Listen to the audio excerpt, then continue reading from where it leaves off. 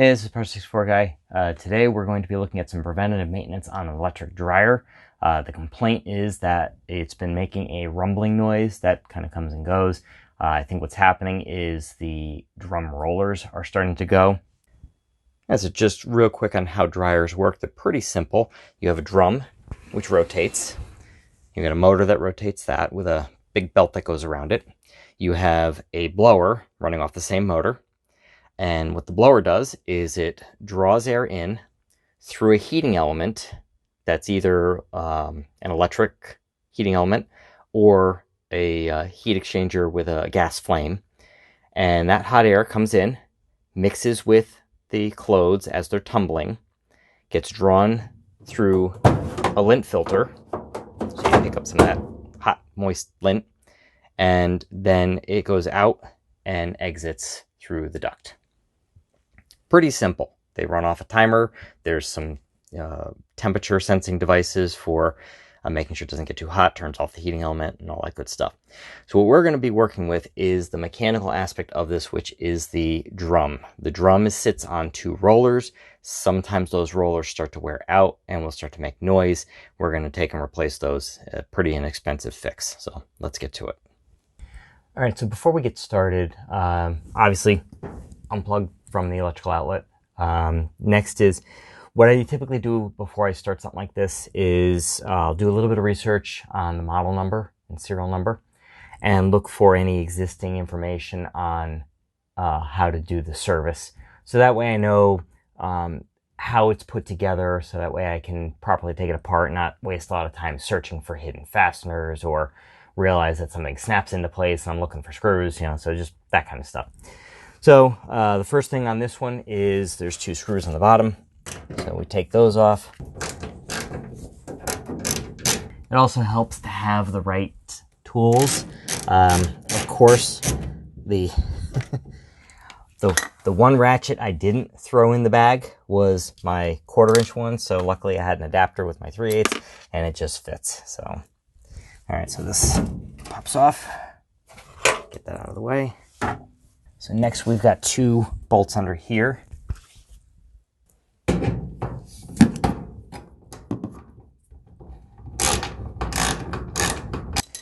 Also use caution when taking these apart. A lot of sheet metal, a lot of potentially sharp edges. So this should lift. You can see here, there's retainer tabs. Now there's also a wiring harness that you have to disconnect. Take note of what connects where. Yellow, gray, white. We'll just slide these off. Sometimes they don't like to play nice.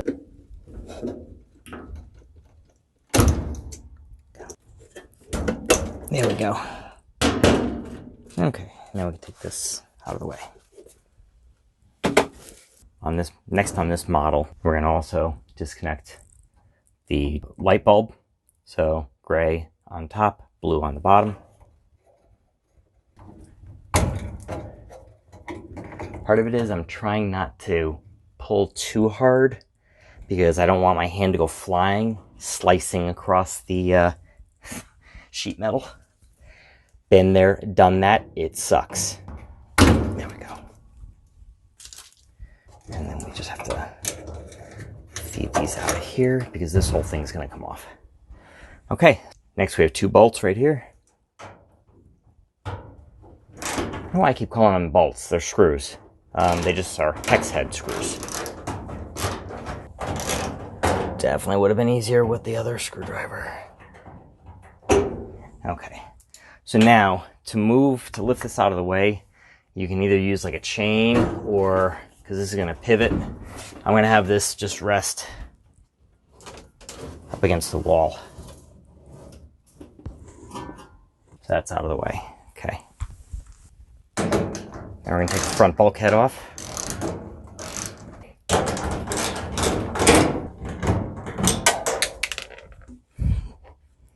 Something drops. Try to get eyes on it real quick so you can see where it goes. Can't tell you how much time I've wasted searching for fasteners that have gone flying.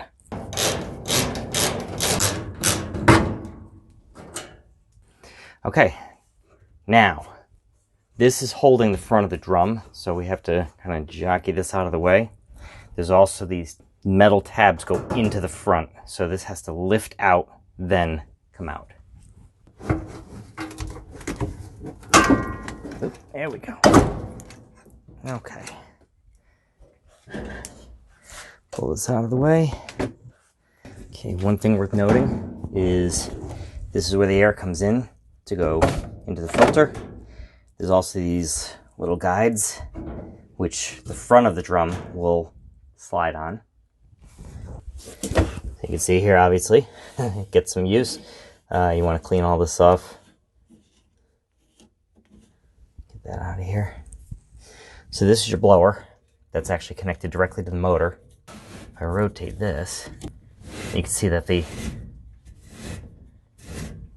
drum is spinning too. Okay.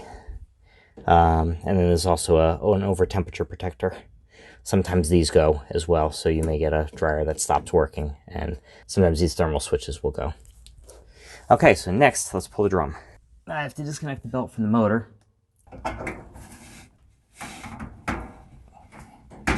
With the belt disconnected, we can take the drum out. What you can do is you can actually use the belt as a aid.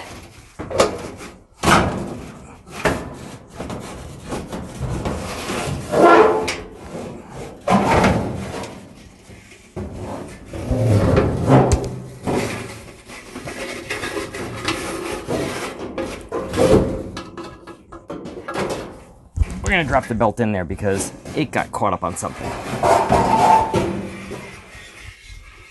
Okay. This is a good opportunity. Clean this out before you go put everything back together again. Removing the snap rings should have taken about 10 seconds, but the tool I bought had oversized pegs for the holes on the snap rings used on the dryer. Because of that, I could not get the pliers to engage the snap ring to expand it for removal. Pliers that I bought did not secure the selectable tip very well, so it flopped around quite a bit. After some fighting, I made a slight modification to allow the ring and plier to fit together well enough so I could remove and reinstall the rings. Don't lose that washer. There's another washer on the back.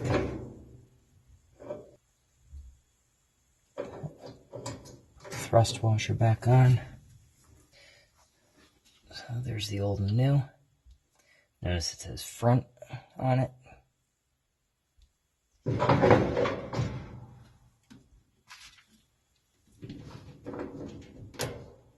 Washer goes back on. Reinstall the snap ring, ensuring it fully seats into the groove in the shaft.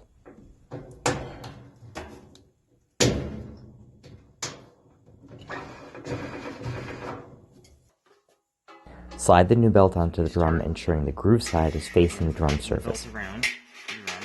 In the case of this dryer, we can actually use the belt to kind of help keep the drum in place. Reinstall the drum, seating it onto the rollers and verifying the end of the drum mates with the seal material on the rear wall.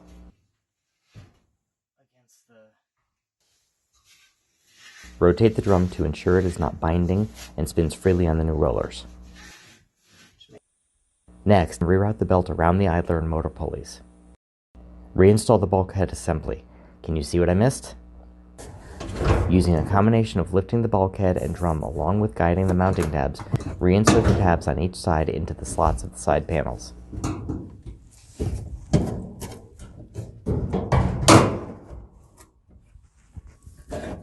Okay, that goes on there. So I'm making sure that this is fully seated here.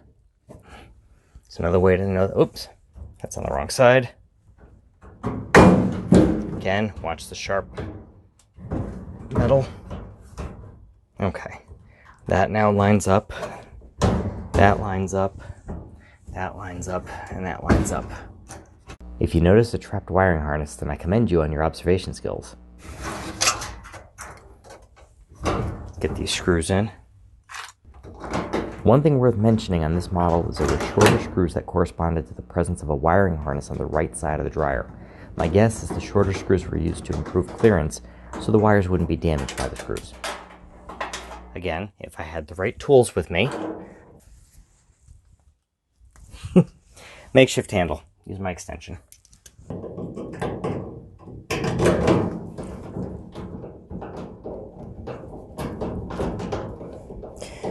that resisted, so I think it was in wrong. So if it fights you, stop. Could mean that you're cross-threading it. Do not cross-thread them. Back it out, realign the screw.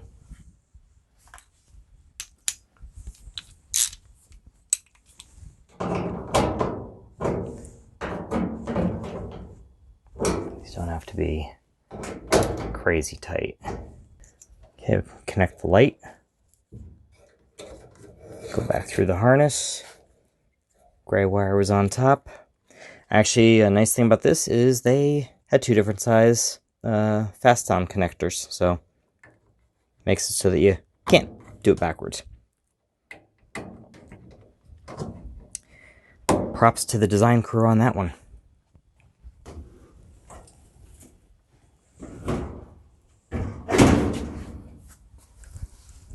Okay, there are pegs here that go into mating holes at the top. Get that in, drop it in, secure the top with the two screws.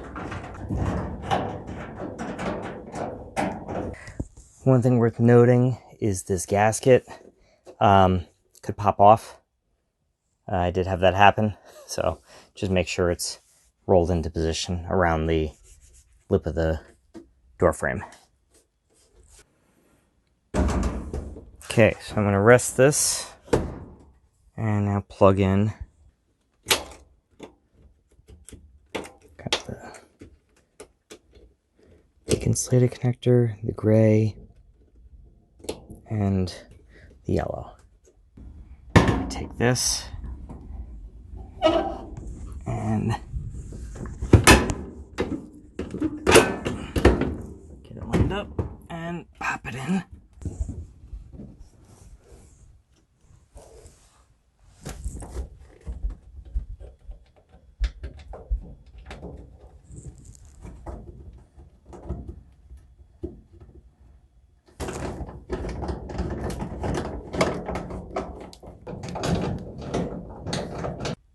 All right, last piece. All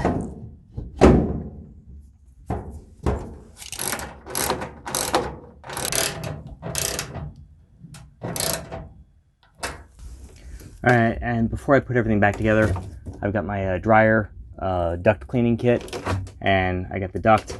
I'm going to take that outside and give it a sweep through just to make sure we get the dust out. If we're touching it, may as well do everything.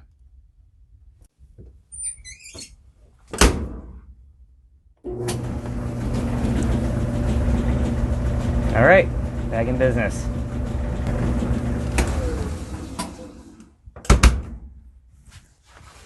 All right, so this is all back together again. New belt, new rollers, should be in good shape. Also cleaned it out. So anyway, hope you enjoyed watching this video. Hope you learned something, especially seeing some of the little oopses that can happen, like issues with tools or forgetting tools. But by all means, hit me with some comments if you see something that you think I could have done better, or if this has helped you out. I appreciate the feedback, especially knowing if showing you these projects is benefiting you. So again, thank you so much for watching. This is Part 64 Guy. Hit that subscribe button, hit the like button too. It'll help more people see my videos. And till the next one, thanks for watching.